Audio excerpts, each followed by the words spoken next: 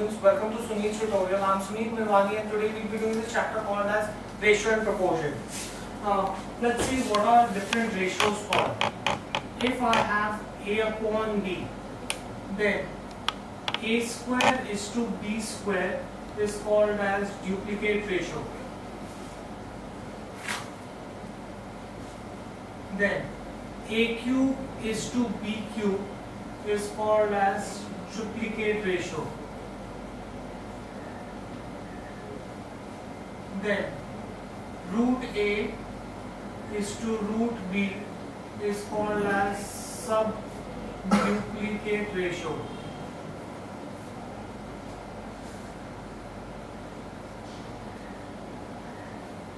Next, cube root of A is to cube root of B is called as subduplicate ratio.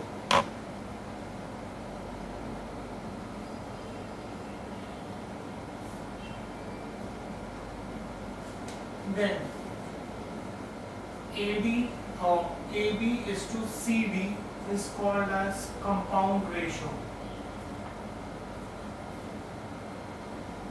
Then you have 1 upon A is to 1 upon B is called as inverse ratio. Right? So these are the various types of ratios. Besides this,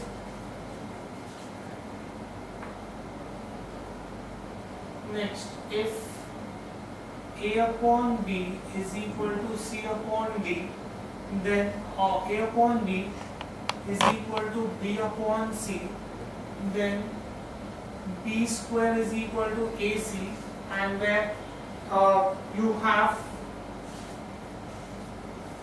B is called as your mean proportion, right?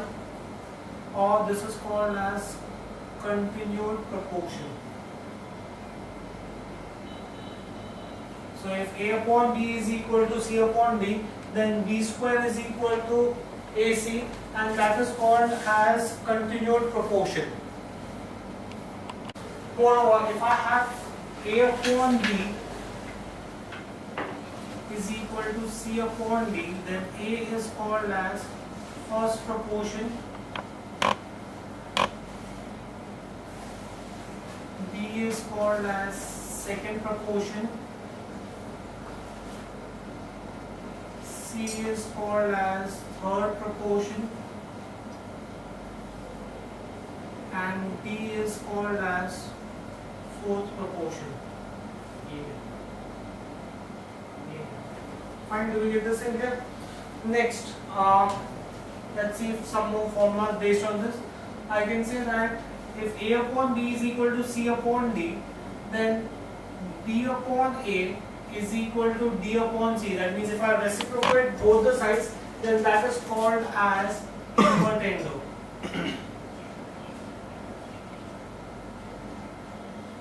Next, A upon C is equal to B upon D is called as alternando. Then A plus B upon B is equal to C plus D upon D is called as componendo.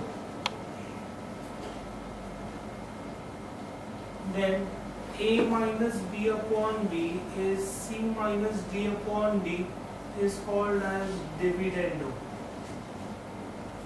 Right?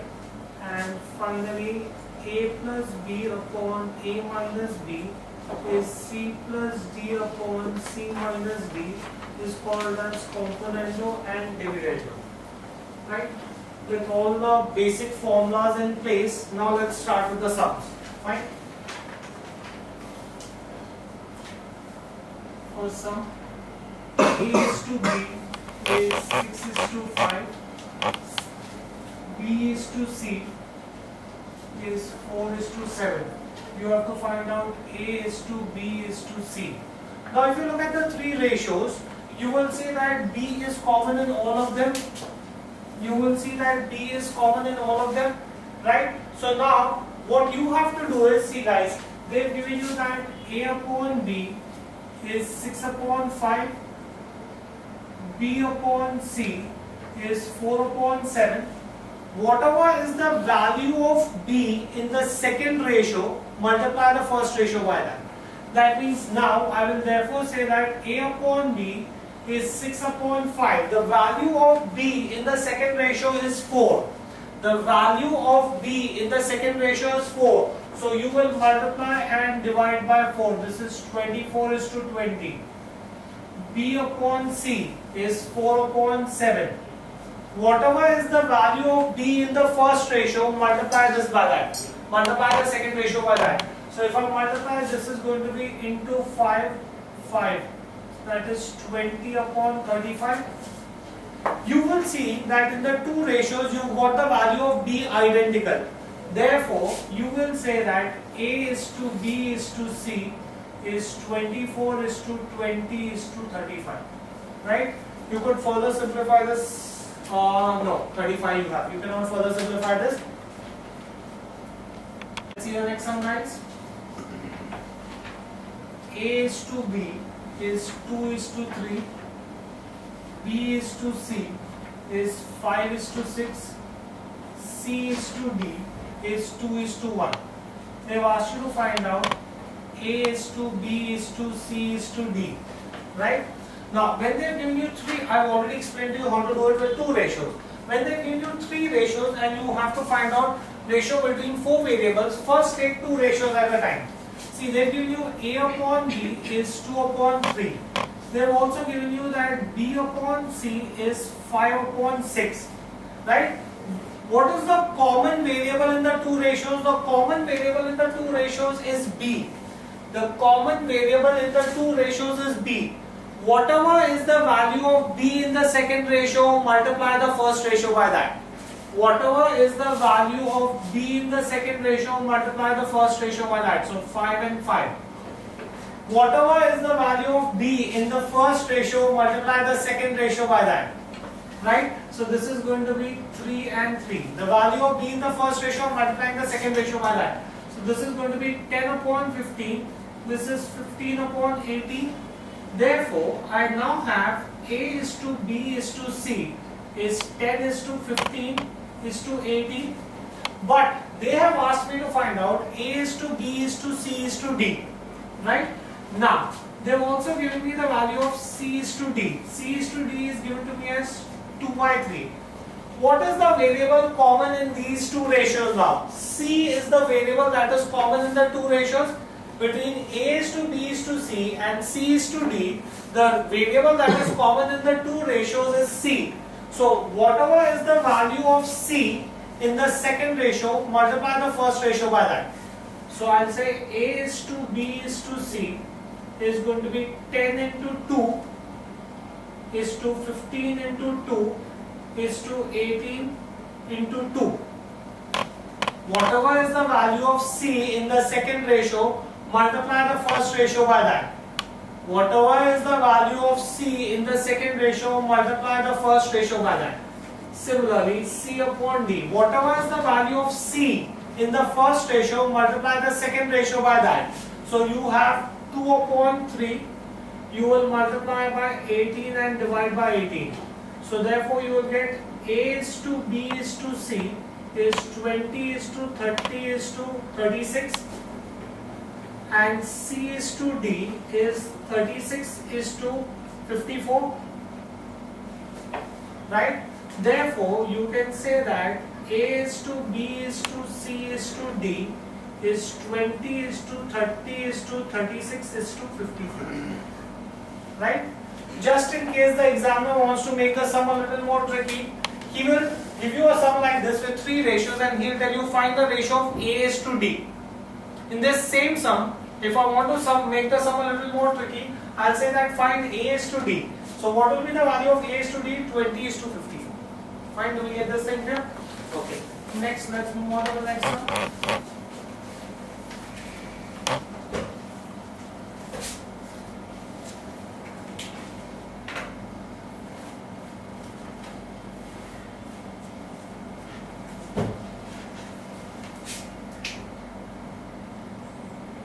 Find fraction which will bear the same ratio.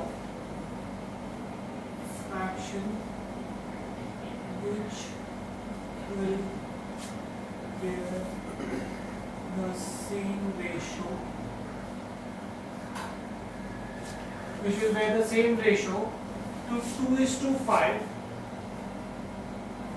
that 3:10 does to 5:9. Right? Now, they're saying that let the required fraction be x.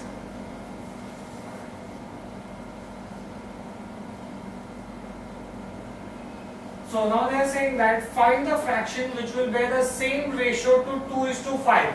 That means x is to 2:5, which will bear the same ratio to 2:5 that 3:10 bears to 5:9. Right? That is the meaning of that. Or I could put it this way: x upon 2:5 is 3/10 is to 5:9. Cross multiply this.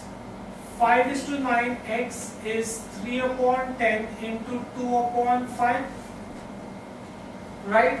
So therefore I can say x is 3/10 into 2/5 into 9/5. I'm cross multiplying this.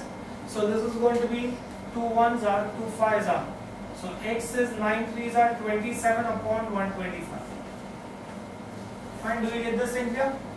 Next, let's move on to the next sum, guys.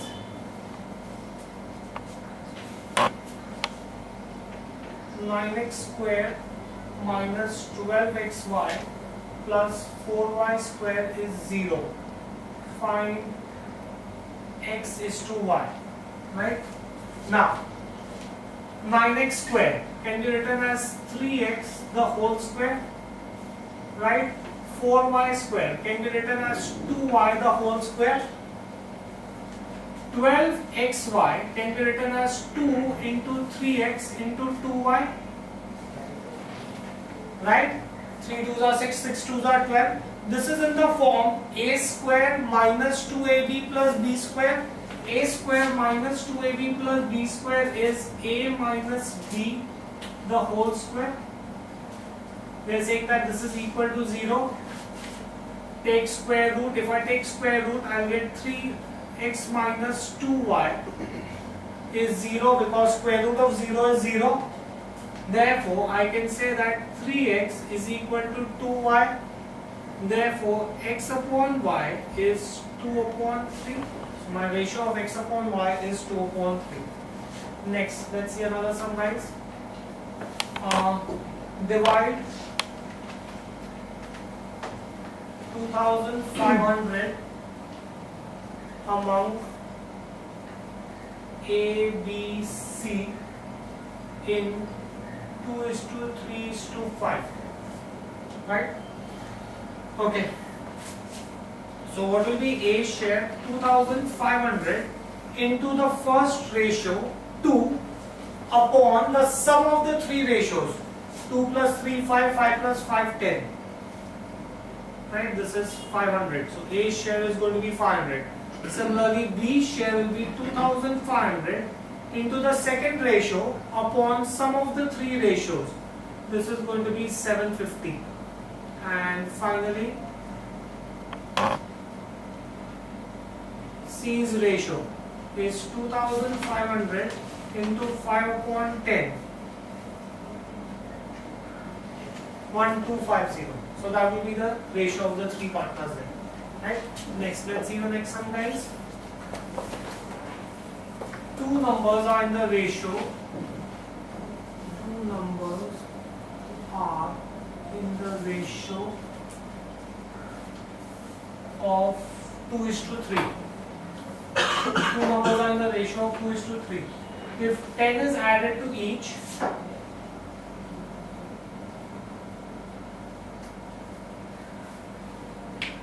if 10 is added to each, they are in the ratio of 4:5. They are in the ratio of 4:5. Right?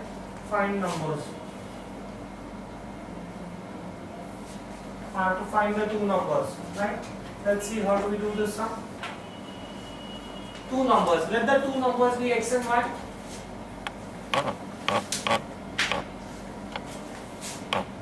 Let two numbers be x and y. Therefore, I can say x upon y. The two numbers are in the ratio of 2:3. Right? If 10 is added to each, that means x plus 10 and y plus 10. If 10 is added to each of the number, so I'm adding 10 to each of the number, the ratio becomes 4:5. Right? What are they? I should find out the two numbers. Now, from equation 1,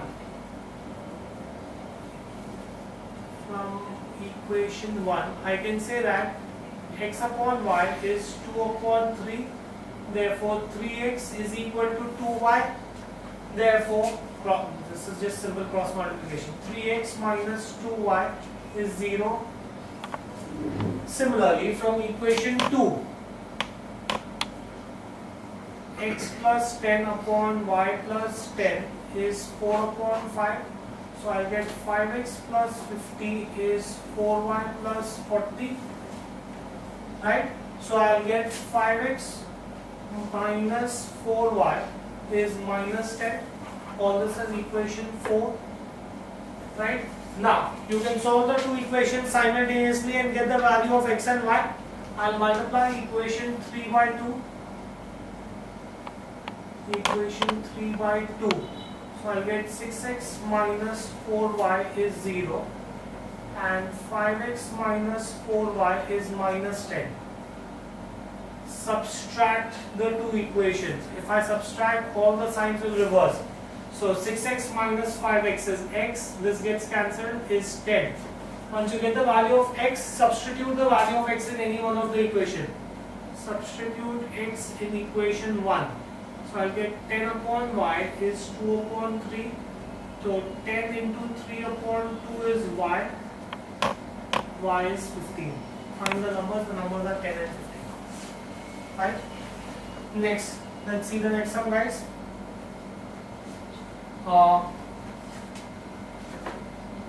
Divide 702. 702 divide in the ratio of 1:2 is to 1:3 is to 1:4. Right? Now, when they give you the ratio in the form of fraction, first find out the LCM of the denominator. Right? So if I find the LCM of denominator 2, 3 and 4, I'll find the LCM of denominator 1, 3 and 2, 3, 1, 1 and 2, 2, 1, 1 and 1. So the LCM is going to be 12. Right? Now, 1 upon 2, in order to make this as 12, what should I multiply 2 with? 6. In order to make this as 12, what should I multiply this with? 6. So 6 upon 6, that will be 6 upon 12. The first ratio becomes 6 upon 12. I have to make sure that I have 12 in the denominator. 1 upon 3. If I want to make this denominator as 12, I should multiply it by 4. 4 3s are 12. So this becomes 4 upon 12. Whatever is the LCM, your denominator should be that particular number. Fine? Then similarly, 1 upon 4. I want 12. So multiply by 3. So this is going to be 3 upon 12.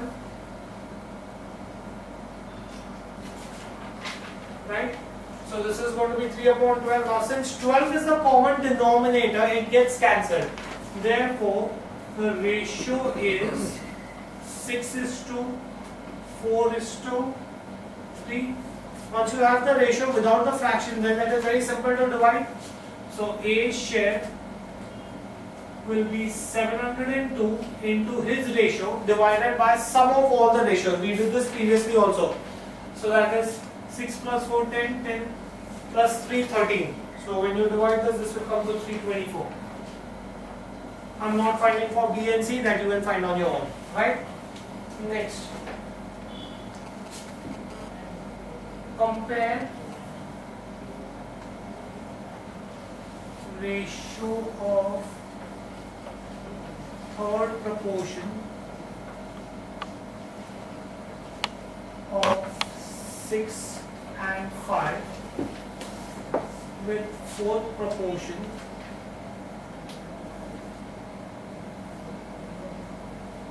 of 4, 3 and 10. Right? Now compare ratio of third proportion of 6 and 5. That means 6 has to be the first proportion, 5 has to be the second proportion. Now let for the first ratio, let C be the third proportion.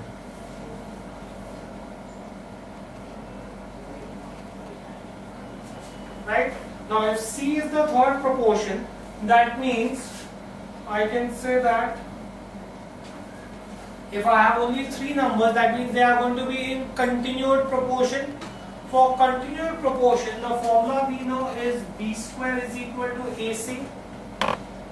For continued proportion, I have given you the formula B square is equal to AC.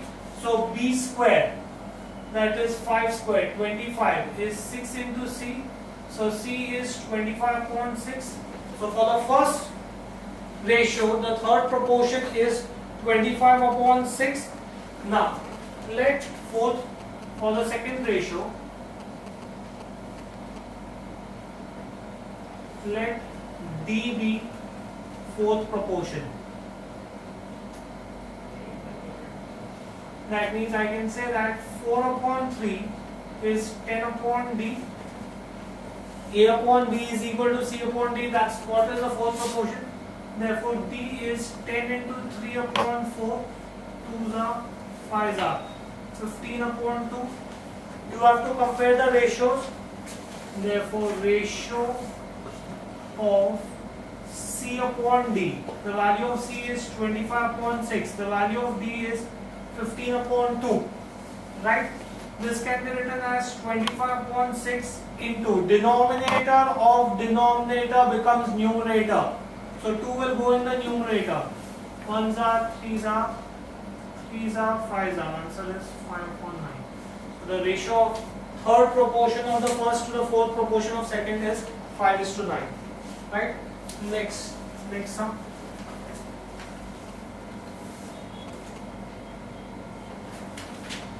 The monthly income of S and R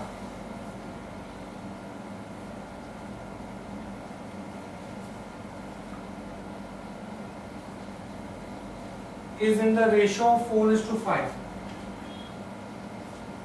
Is in the ratio of 4:5. And the expenditures are in the ratio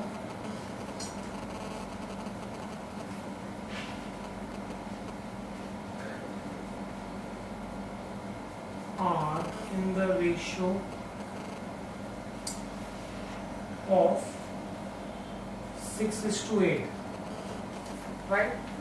If each saves 500 rupees a month, if each saves 500 rupees a month, what are their monthly incomes?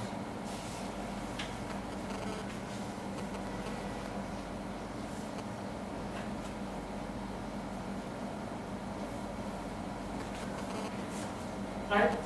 Now, let's assume that they've given you that the monthly incomes are in the ratio of 4:5. Sorry. We'll say let I be the common ratio for income.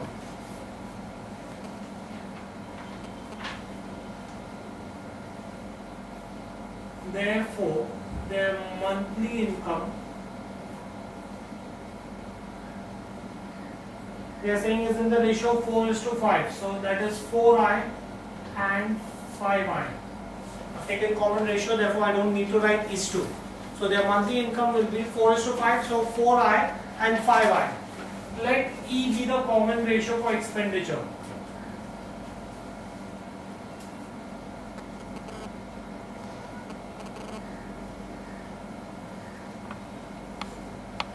right? So monthly expenditure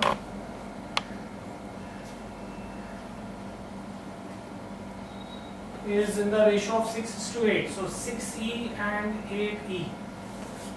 Now savings we know is income minus expenditure. So for the first one the income is 4I, expenditure is 6E and the saving is 500 rupees. For the second one the income is 5I and the expenditure is 8E and the saving is still 500 rupees. Fine, do we get this in here? Now all I need to do is solve the two equations simultaneously and get the answer, right? This is my equation 1 and this is equation 2. I'll say multiply equation 1 by 5 and equation 2 by 4. If I multiply equation 1 by 5, 4 5 are 20I minus 30E is 2500, 20I, 4 8s are 32E is, this is 4 5 are 20, right? Subtract. If I subtract, all the signs become reverse. So I'll get 2E is 500, so E is 250, right? Once you know the value of E, you can substitute the value of E in any one of the equation and get the value of I. I can say 4I minus 6E is 500. So 4I minus 150, 1500 is 500, right? So 4I is 2000, I is 500, right? Now once you know the value of I and E, what are they asked you to find out? What is their monthly income? Monthly income of R, S. Monthly income of S was 4I. 4 into 500, that's 2000.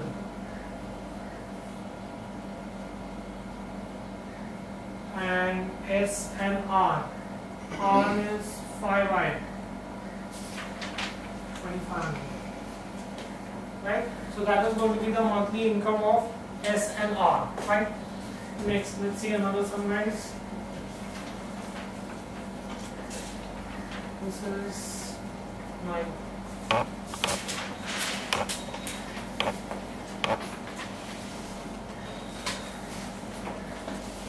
The ratio of the present age of A and B, ratio of present age of A and B is 5:6. After 12 years,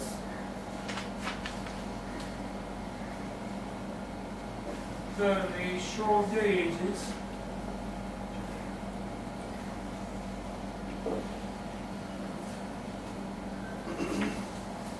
is 7:8. Find present age of all.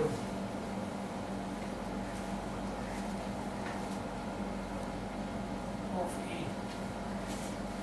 Right?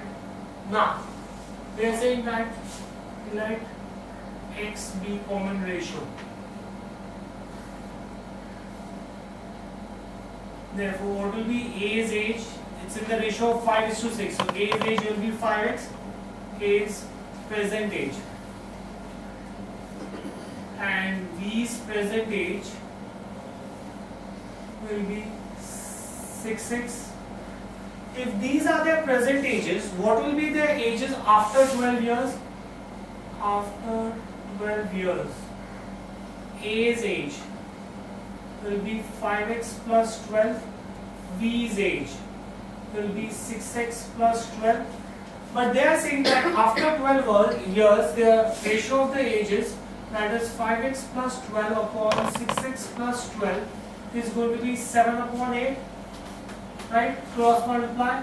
8 5 are 40 plus 96 is 6 36, 7 6 are 42. Right? 84. So in that case you will get 96 minus 84 is 42x minus 40x. 84, 12 is 2x, x is 6. Common ratio is 6. What is it asked to find out? A's age.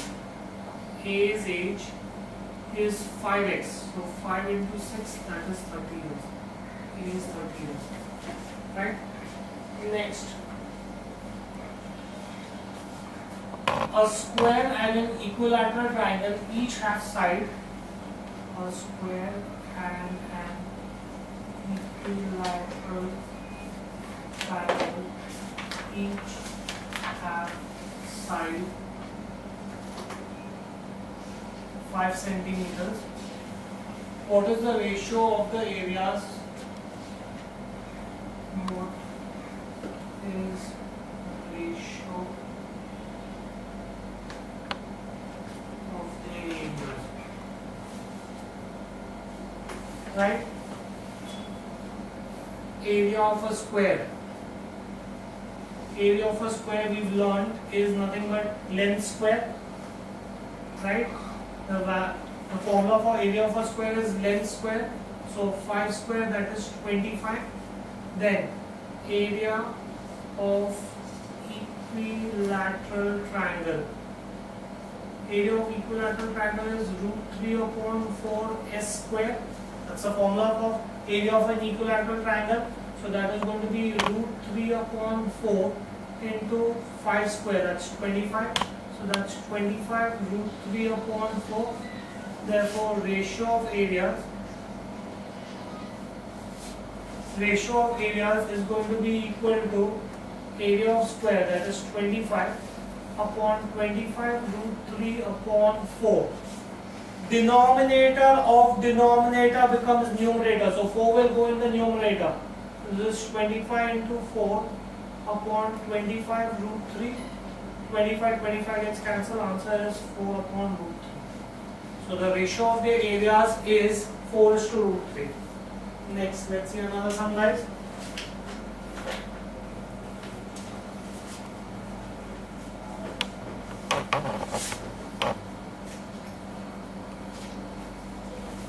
Find the number to be subtracted.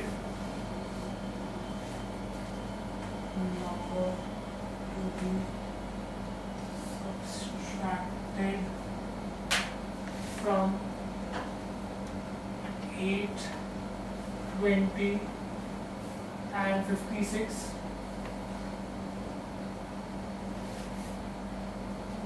To get the numbers in continued proportion. Numbers in continued proportion. Right?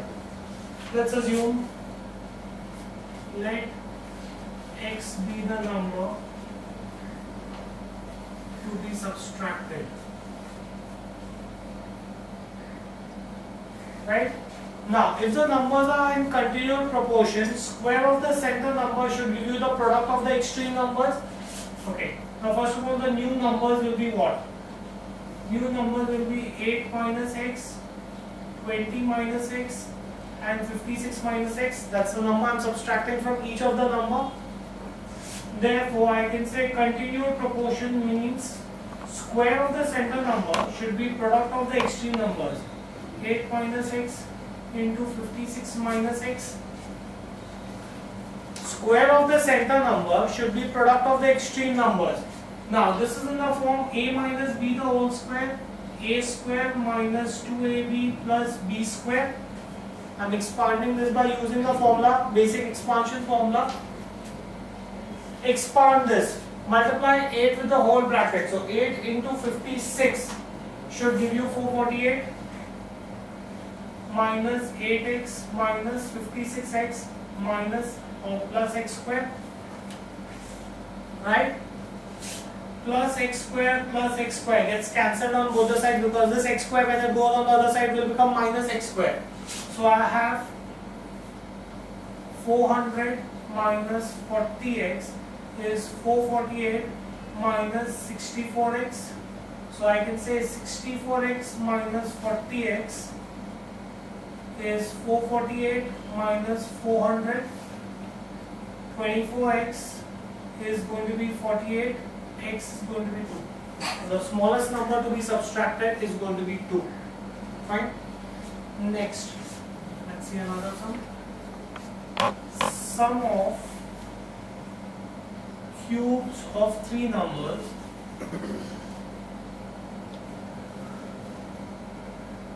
are in the ratio of 2:3:4.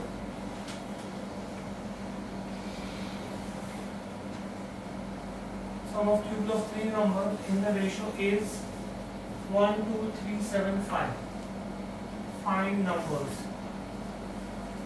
Right? Whenever they give you ratio, first take common ratio. Let x be common ratio.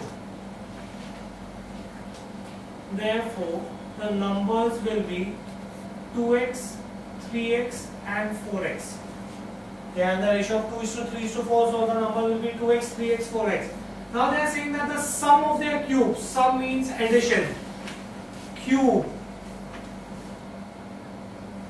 sum of their cubes, that means 2x, 3x and 4x cube is 1, 2, 3, 7, 5.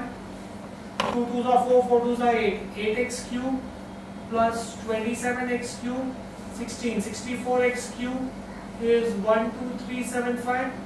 Right?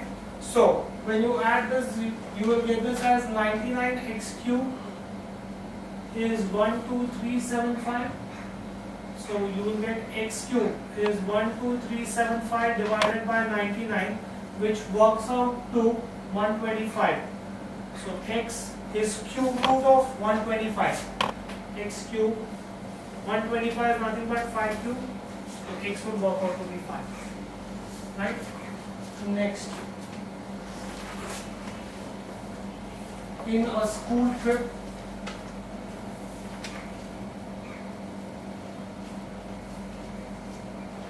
ratio of teachers to student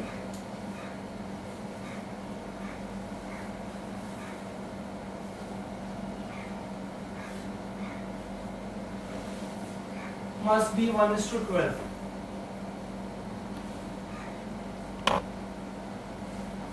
If 100 students are going on the trip,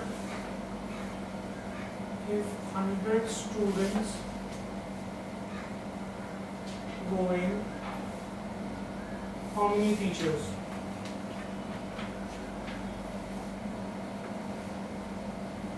How many teachers should go for a trip?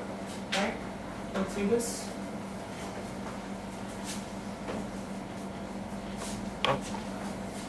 In a school trip, the ratio of teachers to student is 1:12. That means I can say 1/12 is the ratio of teachers to student. If 100 students are going, how many teachers should go? X is going to be cross multiply 100/12. I'm taking that 100 on the other side. So x is going to come out to 8 1/3 in mixed fraction. Now you cannot have a part of the teacher going. Therefore, your correct answer is going to be minimum number of teachers required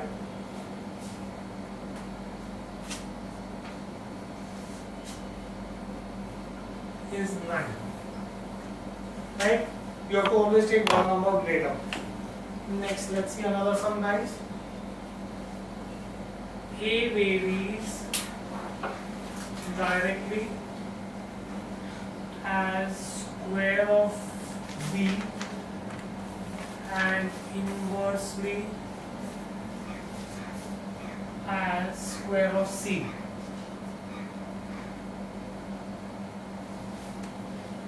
A is 64, B is 8 and C is 2. Find A if B becomes 1/2 and C becomes 1. Very simple sum. They are saying that A varies, that's your sign for variation. A varies directly, directly means in the numerator, as the square of B square, and inversely as the square of C. It varies directly as the square of b, inversely means in the denominator as the square of c. Now the first thing I need to do is convert proportionality to equality. To convert proportionality to equality, I have to multiply by k. Right? That's how you convert proportionality to equality. Now, where k is a constant. Now substitute the value. So you will get 64 is k b square, 8 square upon 2 square. So 64 is 64k upon 4. 64 gets cancelled. 4 is equal to k. Right? Cross multiply. 1 into 4 is this. Right? I can also say that a is equal to k b square upon c square. A is equal to k 4 b square 1 upon 2 the whole square upon c square 1 square. So this is 4 1 upon 4 upon 1 1. So the value of a will be 1 if b is 1 upon 2 and c is 1. Fine. Next, let's see another sum, guys.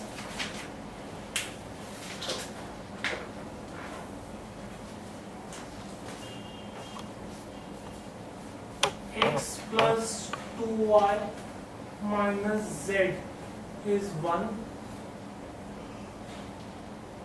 3x minus 2y minus 8z is minus 1.